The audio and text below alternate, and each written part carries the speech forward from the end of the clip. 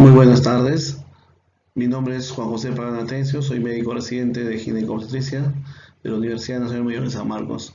El día de hoy vamos a presentar el tema preeclampsia severa y su manejo en el primer nivel de atención de salud, es decir, centro de salud 1-4, 1-3, postas médicas. Hay que tener presente este cuadro porque en los últimos años es la preeclampsia, en este caso los trastornos hipersivos del embarazo, la causa principal de muerte materna, dejando de lado las hemorragias obstétricas, ¿no? Como ven en el cuadro, dice 19.6%, ¿no?, de porcentaje, en 2019, y en 2020, ¿no?, es 21.5%, ¿no? Se pone en primer lugar como causa de muerte materna. Es este motivo, ¿no?, el cual pues nos orienta a que los médicos generales de primer nivel, ¿no?, y todo el personal de salud de la primera línea pueda pues tener conocimiento claro de cómo diagnosticar, cómo prevenir, cómo manejar, cómo hacer una referencia oportuna en pacientes gestantes que tengan esta patología de preeclampsia severa. La definición de preeclampsia con signo de severidad, con criterio de severidad o severa, como se mencionaba antes, tiene que ver mucho con la presión arterial. Los puntos de corte de la presión arterial sistólica, ¿no?, de 160, y la presión diastólica de 110. En este caso, cualquiera de los dos tiene que estar presente, o bien la sistólica mayor o igual a 160, o bien la diastólica mayor a 110, o ambos también, ¿no? También es importante, a esto se agrega la evidencia de daño de órgano blanco. Vamos a ir viendo, ¿no?, tanto el riñón, el hígado, ¿no?, como por ejemplo, como órganos blancos, van a tener marcadores, ¿no?, van a haber puntos de corte en los cuales pues nos van a indicar que hay un daño de ese órgano blanco, ¿no? En este caso, la proteinuria, ¿no?, a nivel urinario puede estar o no estar presente, ¿no? Entonces, tener en cuenta, ¿no?, que la presión arterial, la medida de la presión arterial es un punto muy importante y tan básico, ¿no?, que tiene que ser bien manejado en el primer nivel. Es por eso que el personal de salud tiene que contar con equipos adecuados, estandarizados, y obviamente también tener una buena capacitación para poder tener una buena medida de la presión arterial.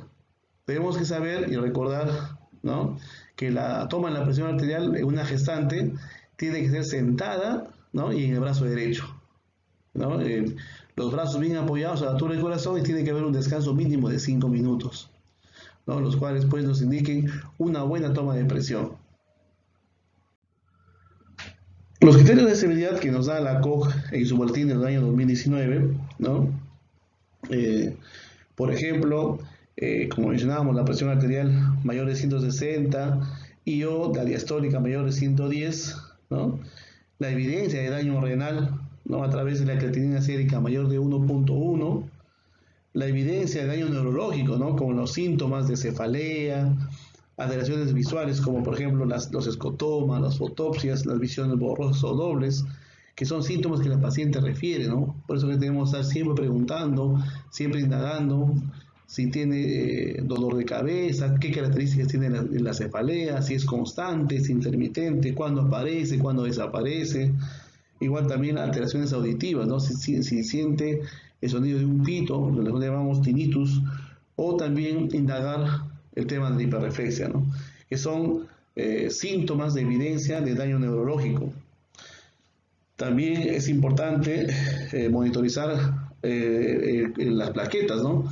Plaquetas menos de 100.000 nos indican una alteración hematológica, ¿no? Esto se puede ver tranquilamente en un hemograma, ¿no?, que manejan los centros de salud 1-4, 1-3. Y también si hay evidencia de daño hepático, ¿no?, que son las enzimas hepáticas TG o TGP por encima de su valor normal mayor o igual a 70, ¿no?, y o la presencia de edema pulmonar, ¿no? Estos son los criterios de severidad de una preeclampsia severa. Es importante que también tengamos en claro, ¿no?, la fisiopatología de la preeclampsia, ¿no? Esta preeclampsia es la patología de las múltiples etiologías, pero vamos a mencionar unas cuantas, las más importantes, para poder tener una idea más o menos de cómo es que altera el organismo y qué es lo que produce. Esto, por ejemplo, en esta figura podemos mostrar eh, la, la placentación, ¿no? Una adecuada placentación, es decir, una adecuada invasión trofoblástica, en la cual hay un adecuado reemplazo de la capa muscular de la arteria espiral, ¿no? El cual nos da un vaso, como vemos acá, un vaso de baja resistencia y de mayor flujo. Esto es una presentación normal, ¿no? Ya nos estamos orientando, ¿no? Que la patología está orientada a nivel placentario, ¿no? La placenta, que muchas veces nosotros en los partos lo descartamos, no le tomamos mucha importancia, ¿no? Tenemos que tener en cuenta que la patología de la preeclampsia está ahí, ¿no? Está ahí. En este caso ya mostramos aquí una alteración, en este caso la preeclampsia, y podemos ver que la fisiopatología nos indica que esto es un desorden placentario. La placentación anormal, ¿no? Y una placentación anormal es un defecto de la invasión del tromboblasto. Recordemos que hay dos oleadas tromboblásticas. La primera, que es entre la 8ª y la 12ª semana, en la cual hay una invasión de la porción residual de las arterias espirales, y la segunda ya es un poco más interno, que ya invade en la 14ª y la 18ª semana la porción miometral. Esto es un vaso o una presentación normal, ¿no? Un vaso normal, amplio, de buen flujo, ¿no? En cambio, en la preeclampsia no se llega a dar una presentación adecuada, genera un vaso así, ¿no? Con esta alteración. El resultado final, como mencionamos, es una inadecuada remodelación de las arterias respirales, y esto redunda en una isquemia placentaria. La preeclampsia de inicio temprano, es decir, las preeclampsias que aparecen antes de las 34 semanas. Todos sabemos que estas preeclampsias son más perjudiciales para la madre, para el producto, son más aparatosas. ¿Por qué? Porque hay una invasión tromboblástica deficiente de arterias espirales. Esto provoca una resistencia vascular aumentada, una hipoxia placentaria, liberación de factores antiangiogénicos y disfunción arterial, es decir, síntomas de preeclampsia. En este cuadro podemos ver que se define una preeclampsia pretérmino y una preeclampsia a término. La preeclampsia pretérmino, antes de 37 semanas, la cual hay una inadecuada placentación, y en la preeclampsia a término, esta placentación es, entre comillas, normal, pero se caracteriza porque hay una disfunción cardiovascular y factores cardiovasculares maternos que predisponen a desarrollarse preeclampsia en mayor de 7 semanas, ¿no?, de gestación. También existe dentro de la fisiopatología de la placenta un desequilibrio angiogénico. La angiogénesis dentro de los vasos del organismo implica un proceso fisiológico, en el cual implica formación de vasos sanguíneos nuevos a partir de vasos preexistentes, formados en etapas tempranas de la vasculogénesis. En cambio, el otro lado antagónico, que es la antiangiogénesis, que es la inhibición o la reducción de nuevos vasos, ¿no?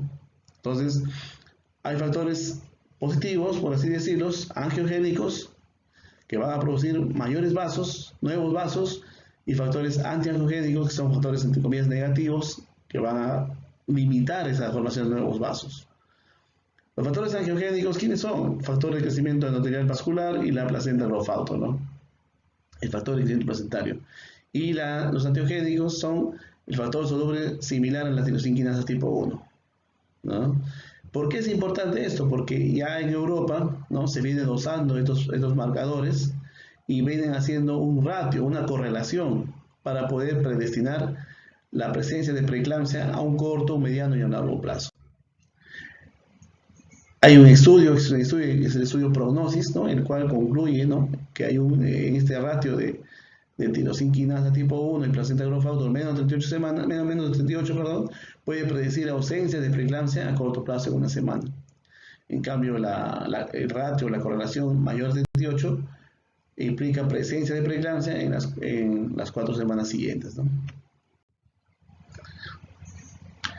Respecto a la tasa de detección que tenemos, que Acoja ha desarrollado, es importante decir que muchas otras bibliografías lo dividen, ¿no? dividen en factores de riesgo moderados y factores de riesgo o de alto riesgo, ¿no? Por ejemplo, el hecho de ser un primer embarazo, las edades extremas de la vida, menos de 18 años, mayores de 40 años, un periodo intergenésico largo, mayor de 10 años, un índice de masa corporal mayor de 35, ¿no? Embarazo múltiple, antecedentes familiares de preeclampsia, ¿no? Son factores de riesgo moderado. Y los factores de alto riesgo, el trastorno hipertensivo del embarazo en la gestación anterior, enfermedad renal crónica, enfermedad autoinmune, ¿no? Por ejemplo, lupus, síndrome antifosfolipídico, diabetes tipo 1, tipo 2, hipertensión crónica, ¿no? En los diferentes estudios se ha podido determinar que el factor de riesgo con más asociación para preeclampsia es el hecho de haber tenido un trastorno hipertensivo en el embarazo anterior. Casi 8 veces, ¿no? 8 veces predispone a la gestante en tener mayor posibilidades de volver a hacer preeclampsia. Entonces, eso, obviamente, todos estos factores de riesgo que estamos describiendo, lo podemos indagar preguntando a la paciente, haciendo una buena anamnesis, haciendo una buena historia clínica. Con esto nada más, la tasa de detección es 40%. Es decir, de 100 pacientes, 40 son diagnosticados o detectados simplemente preguntando y haciendo una buena anamnesis. Aquí podemos, lo que actualmente se maneja, ¿no? Que es el screening combinado, ¿no? Donde el cual muestra, ¿no? Muestra la tasa de detección de la historia clínica, ¿no? De la indagación de factores maternos, que es 40%, que aún no había mencionado, y si a esto le agregamos la medida de la presión arterial media, y le agregamos el Doppler o el IP de las tres uterinas, tendríamos una tasa de detección de casi 70%, que es alto, ¿no? O sea, de 100 pacientes, 70 son diagnosticados y 30 pues se nos pueden escapar, ¿no? Actualmente en Europa ya están dosando tanto la placenta growth factor como la PAP-A, ¿no? Y estos obviamente ellos llegan a una tasa de detección de 75%, ¿no? Es mayor su tasa de detección de preeclampsia en otros países. En el Perú todavía no, ¿no? En el Perú podemos llegar tranquilamente con personal capacitado en ecografías, con buenos equipos de detección de presión arterial, con el conocimiento o con la capacitación del personal para poder indagar sobre factores maternos, podemos llegar tranquilamente a una tasa de detección de casi 70%, que es muy importante, ¿no? ¿Y para qué es importante tener una tasa de detección alta, ¿no? Para poder, y obviamente en una semana de gestación, entre las 11 semanas y las 13 semanas, cuando recién el embarazo está empezando, para poder hacer prevención. ¿Y con qué hacemos prevención? La preeclampsia. Lo hacemos con un medicamento tan conocido y tan popular que es la aspirina, ¿no? La aspirina. El estudio ASPRE, ¿no? Ha demostrado a través de un gran estudio que la aspirina en dosis de 150 miligramos diarios, dados desde las 11 y 14 semanas hasta las 16 semanas, en gestantes que hayamos encontrado alto riesgo, reduce la preeclampsia pretérmino en 62% y la preeclampsia de inicio temprano en 82%, ¿no? Entonces es importante, ¿no?, que podamos nosotros hacer un diagnóstico precoz para poder hacer la prevención en nuestros pacientes. El estudio MAPI, con ese estudio tenemos en claro que el uso de sulfato de magnesio, ¿no?, reduce a la mitad el riesgo de eclampsia. La complicación más importante, más peligrosa de la preeclampsia es la convulsión, la eclampsia. Y esto obviamente tiene que prevenirse, ¿no? Se previene, según el estudio MAPI, con el sulfato de magnesio. Se reduce a la mitad, ¿no?, el riesgo de eclampsia y el riesgo de muerte materna. Además, no parece tener efectos nocivos sustanciales tanto en la madre como en el bebé a corto plazo, ¿no? Entonces es un medicamento seguro para utilizar en la gestante.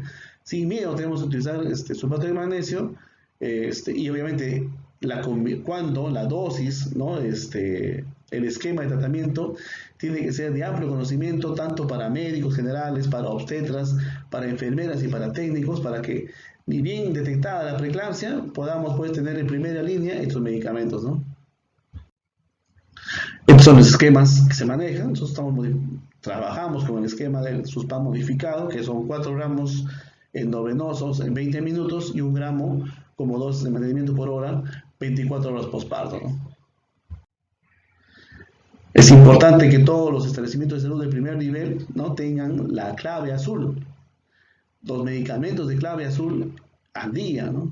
No estemos buscando última hora el cloruro, que el catéter, que la sonda, que la bolsa colectora, ¿no? El gluconato de calcio, ¿no? Todo eso tiene que estar a la mano en un paquete, en una caja, como clave azul. Por ejemplo, la maternidad de Lima, ¿no? Es un ejemplo. ¿Cómo activa su clave azul al minuto cero, ¿no? Hidratación agresiva, prevención de la convulsión con sulfato de magnesio y instalamos metildopa, un gramo vía oral cada 12 horas y lo evaluamos en 20 minutos. En 20 minutos tenemos que evaluar los signos de intoxicación del sulfato de magnesio, ¿no? Tener a la mano nuestro gluconato de calcio para detectar los signos de intoxicación por sulfato de magnesio. ¿Cuáles son? La reflexia, la anuria, ¿no? El paciente no orina, ¿no? No tiene reflejos, tiene problemas respiratorios, ¿no? Entonces estos son monitorizados en los 20 minutos. Pero de entrada, hidratación, sulfato de magnesio y metildopa. En el primer nivel, estos casos tienen que ser referidos. ¿Cómo vamos a referir a nuestros pacientes? Instalamos una vía, doble vía generalmente, con catéter 18, cloruro de sodio a chorro y luego hidratación continua.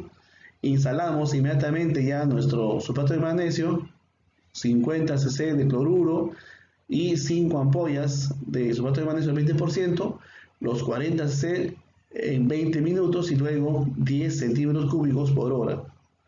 Instalamos metildopa, un gramo vía oral cada 12 horas, nifedipino, si es que sobrepasa la presión arterial de 160 sobre 110, control obstétrico, sonda Foley permeable y control de fluidos vitales monitorizado cada 2 horas para poder tener una idea cómo va mejorando la presión o va empeorando, para ver qué tan rápido o nos tranquilizamos para poder hacer una referencia oportuna. El tema es hacer una referencia oportuna, el tema es, la importancia es poder detectar con anticipación los signos de severidad y obviamente pues tener un manejo a un primer nivel para una referencia oportuna y segura. Muchas gracias.